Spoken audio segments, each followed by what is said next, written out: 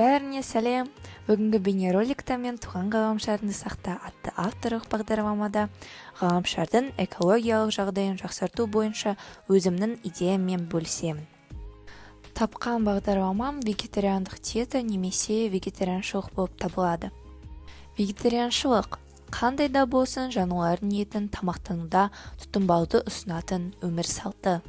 Қазір мен сіздерге вегетариандылықтың экологиялық жағдайды қалай жақсартатынын айтамын. Біле қойсаңыздар, тауық еті өндірісіне 542 литрден астам су қолданылады. Ол ваннаны 6,5 есе толтырумен тең. Жыл бойы вегетариандық тамақ ішіп, сіз 6 ай ішінде отбасылық шағын автокөлікті жолдан шығарған кездегі шығарындыларды үнемдей аласыз.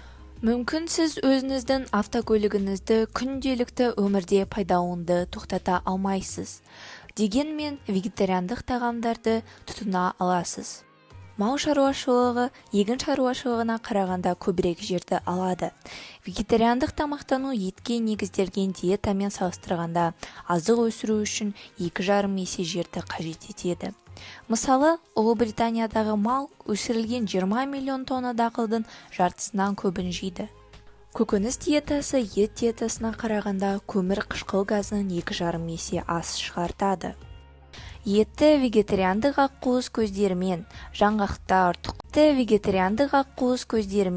жаңғақтар, тұқымдар, бұршақтар және тағы басқалармен ауыстыру арқылы біз көміртекті және басқа парникті газдар шығарындыларын азайта аламыз.